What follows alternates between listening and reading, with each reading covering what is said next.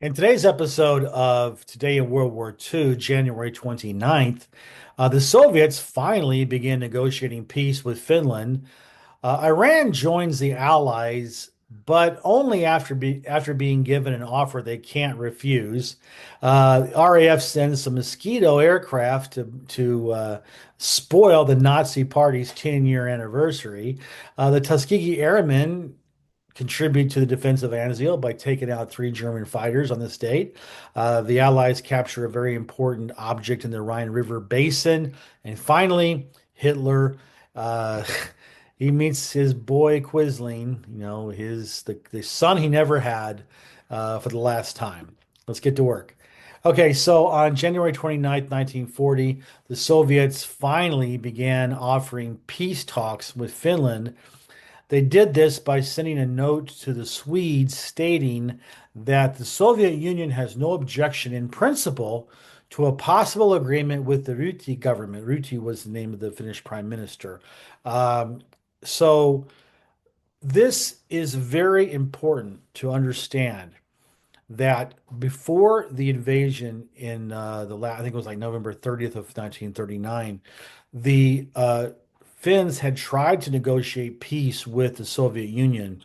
They were rebuffed right and left. There was no indication from the Soviets, from Stalin, that he wanted to have anything to do uh, with any negotiations, because he was felt very strongly that they could walk over Finland in about 3 or 4 days. Does that sound familiar? I remember somebody else saying they could take Kiev in 3 days. Anyway, but now after getting bloody nose after bloody nose after bloody nose and eventually suffering hundreds of thousands of casualties, they've never officially said how many they've lost. They lost. I've heard estimates anywhere between 300,000 to as much as a million. Nobody knows because they will not release those records. Regardless, they didn't start negotiating in good faith until the weaker nation turned out not to be so weak, and they were causing the Soviets to pay too high of a price.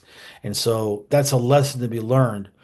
You cannot show weakness to fascists or to authoritarian governments. It doesn't work. And as free countries, we have a responsibility to help weaker democratic elected free countries to resist authoritarian invasions. Just my opinion. It's also my opinion that you really should subscribe to my channel. I mean, look, I'm going to start shaming you here pretty soon. I don't know how if you're a shape or not. I'll fat shame you, whatever needs to be done, because I would love for you to become my subscriber. Click the subscribe button. Click the bell that says that you'll get notifications when I drop these videos. It's good for you, good for me, it's good for the American way. Okay. On January 29th, 1942, the United Kingdom invaded Iran. The Soviet Union invaded Iran. Magically, after those two invasions, Iran decides that they want to join the Allies and defeat those pesky Germans and Italians in World War II. In mob parlance, in mob speak, we call that making them an offer they can't refuse. You invade their country and then get them out and out by saying, "Well, you can still be a leader of your country, nominally speaking, if you declare war." Now, of course, they justify these actions because they needed to have another way to get supplies through to the Soviet Union to defeat the Nazis on the Eastern Front. It was very, very dangerous to go through the Arctic convoys. They're being attacked by the Luftwaffe, by the U-boats. It was just, it was very, very high casualty offensive, if you want to call it that. Persia was easier to get to. So, excuse me. So, this was the result of that, was this allowed all the U.S. Lend-Lease supplies to reach the Soviet Union over land, which was a big deal. Okay. And even bigger deal would be to like my video and leave a comment.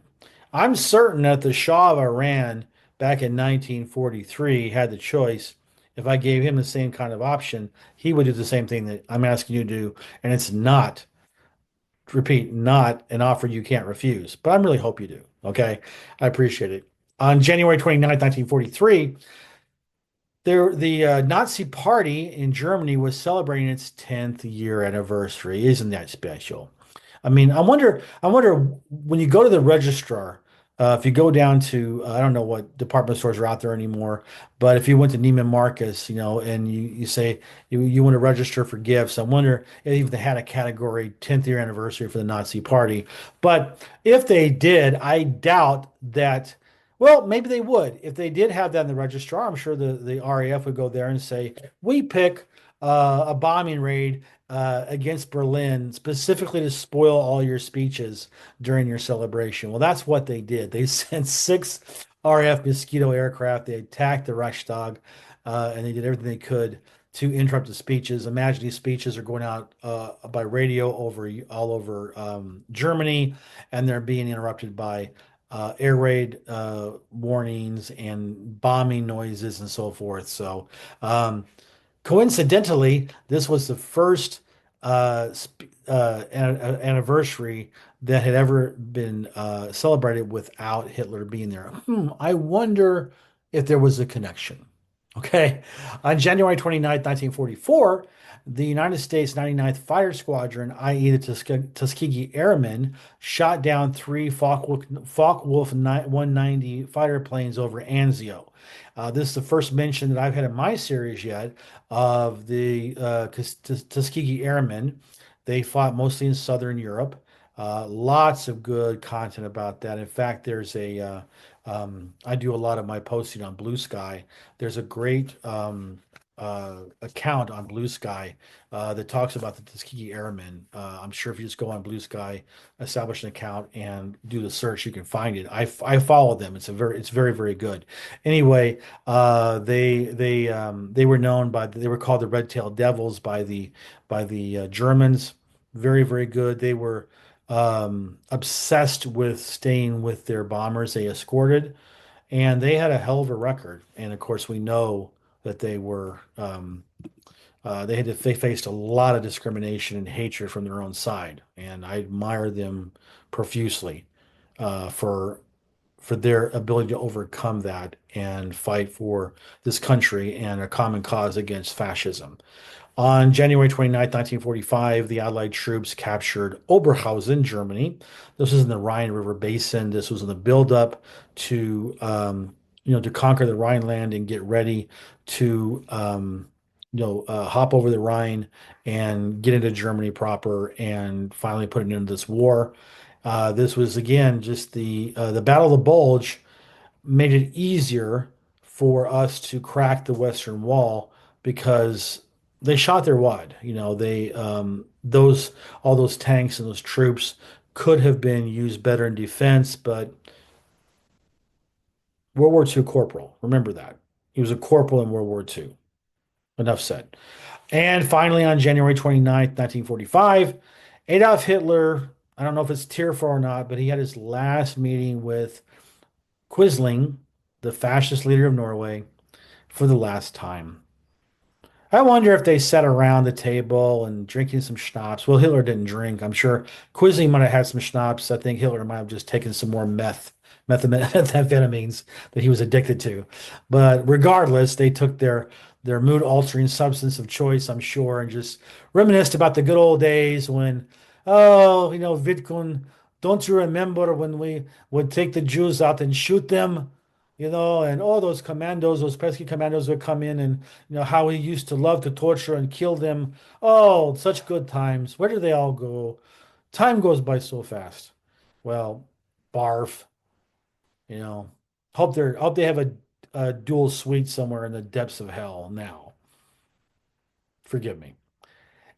Thank you for watching this video. I appreciate it. I can't wait to do one for you tomorrow. See you then.